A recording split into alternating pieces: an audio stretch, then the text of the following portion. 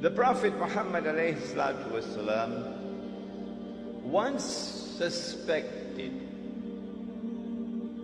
that a Jewish boy in Medina was the Antichrist. The boy's name was Ibn Sayyad. So he took his companion Umar radiallahu ta'ala with him to go and question the boy. The boy was very disrespectful in his answers, and Umar radiallahu ta'ala anhu was very angry. He said, "O Messenger of Allah, give me permission." I cut off his head. The Prophet said, "No, Umar, no. If he is the Antichrist, you cannot kill him. And if he is not, then it would be sinful to kill him." May I repeat that? If he is the Antichrist, you cannot kill him. And if he is not the Antichrist, it would be sinful to kill him. Implying that the possibility exists that he can be the Antichrist or Dajjal. But that possibility could only exist if the Antichrist has been released into the world. And so implicit in this event is a message which is being communicated to the world, that the release of Dajjal, the release of the Antichrist into the world took place in the lifetime of Prophet Muhammad alayhi salatu wasalam. If he is released into the world, then where is he?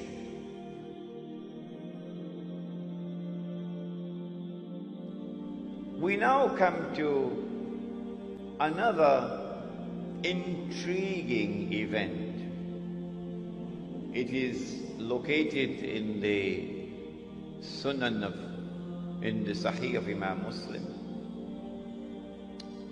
A companion of the Prophet alayhi salatu wasalam, he was Christian, he became Muslim. His name is Tamim Dari. He came to the Prophet alayhi salatu wasalam and narrated an event which occurred. When we study the event critically, we come to the conclusion this could not have been an actual event, it had to be a vision. The Prophet listened, and then he said to the people, "Sit down, I have something to say to you." Tamim Dari came to me and told me something about the Antichrist, which confirms what I have been saying to you. And now we get the story from the blessed lips of the Messenger of Allah. What is the story? Tamim ad-Dari and some 30 or 40 of his companions went on board a ship. And then the storms came and blew the ship for a whole month before they arrived at an island. And when they got on shore, they got off the ship and they went on shore, they were confronted by a very hairy creature.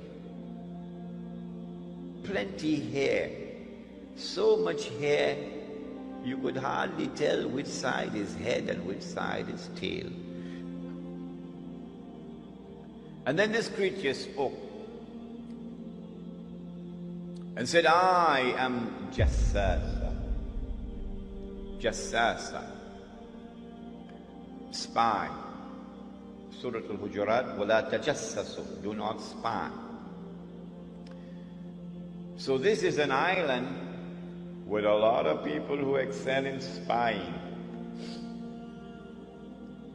And then Jassasa pointed to a monastery. There's someone waiting to see you there. And said, there's someone waiting to see you, pointing to a monastery which is lying in ruins. So number one, an island, which is about 1 month's distance from the Arab world.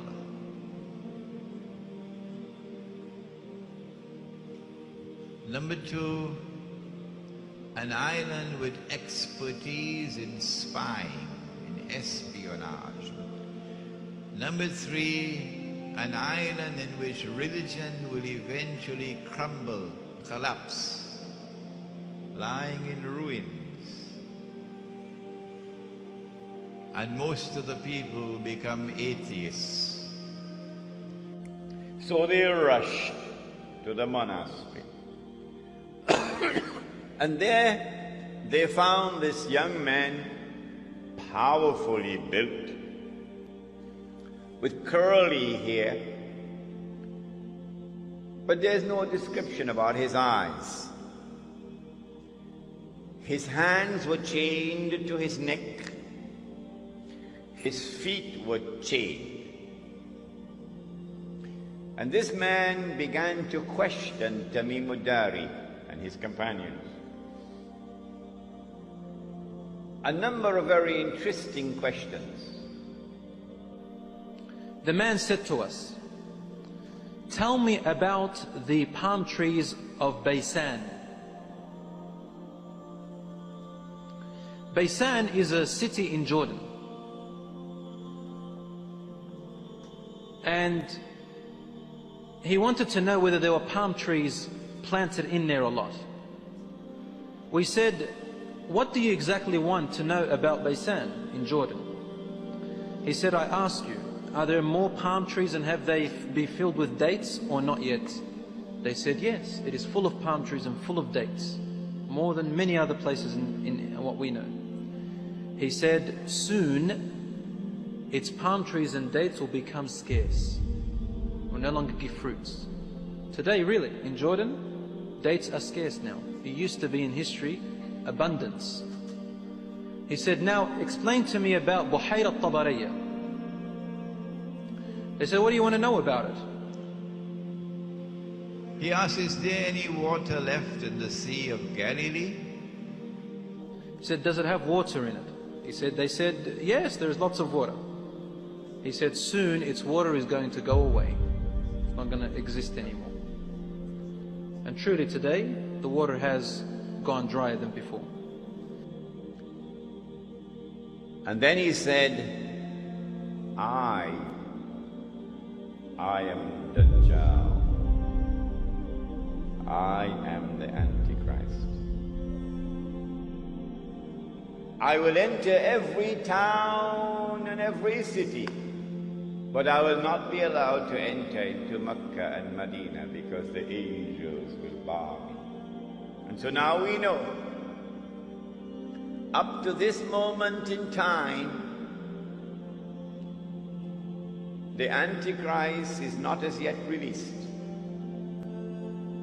But he is on an island, which is about 1 month's journey away from the Arab world by sea. An island which has excellence in spying.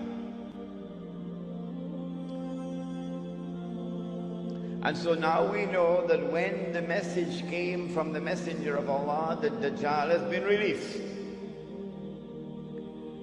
we know that it is in this island that he is going to be released. And it is from this island that he will launch his mission to impersonate the Messiah and to eventually rule the world from Jerusalem. Question: which island is it?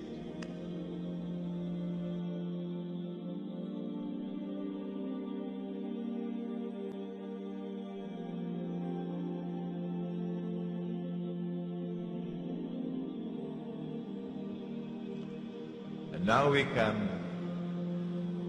to the one hadith that has created a problem for the world of Islamic scholarship. The hadith is in Sahih Muslim. It speaks of the return of Nabi Isa alayhi salam. And then he kills Dajjal. And then after he has killed Dajjal, فَبَعَثَ اللَّهُ.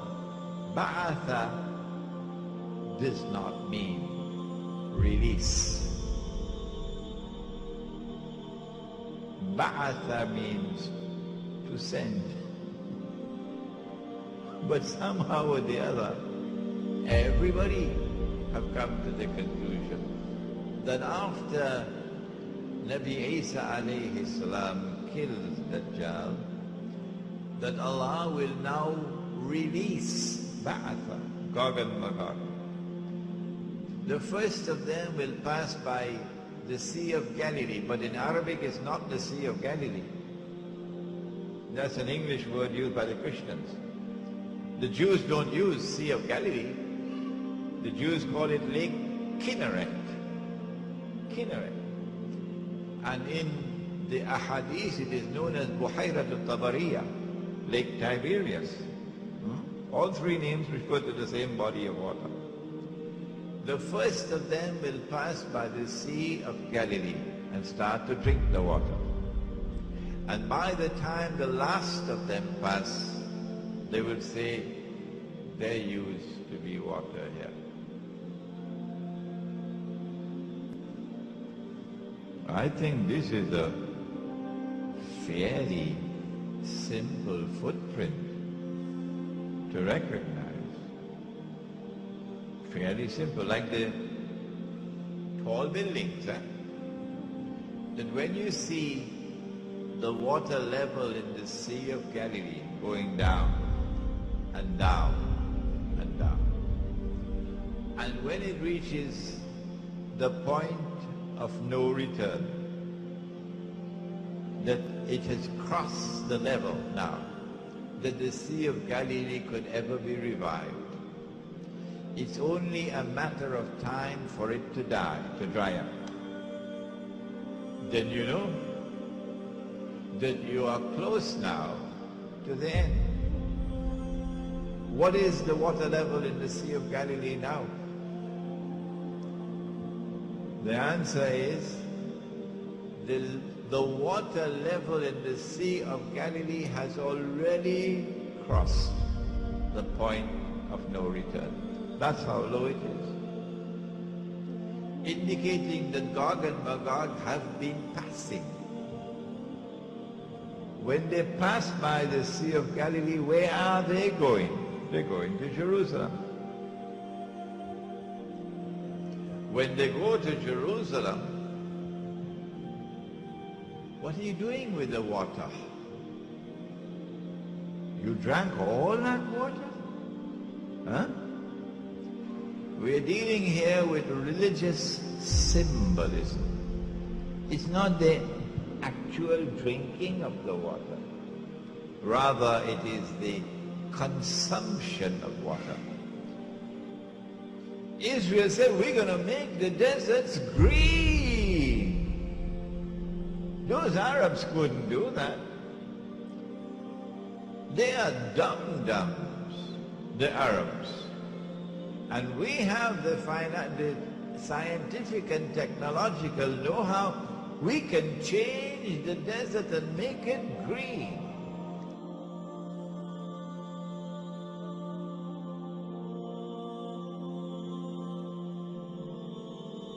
So when you see the water level in the Sea of Galilee going down lower and lower and lower and lower, you know that a lot of them have already passed.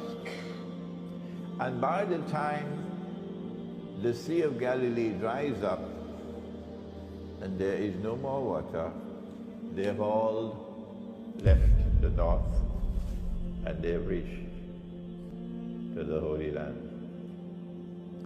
Where are we now? Answer? Just look at the Sea of Galilee and you'd look. A little island just appeared in the Sea of Galilee maybe last week or 2 weeks ago, which was not there before. The Sea of Galilee is going down. It is in irreversible decline. It's just a matter of time now before it dries up, indicating that most of Gog and Magog have already come this way.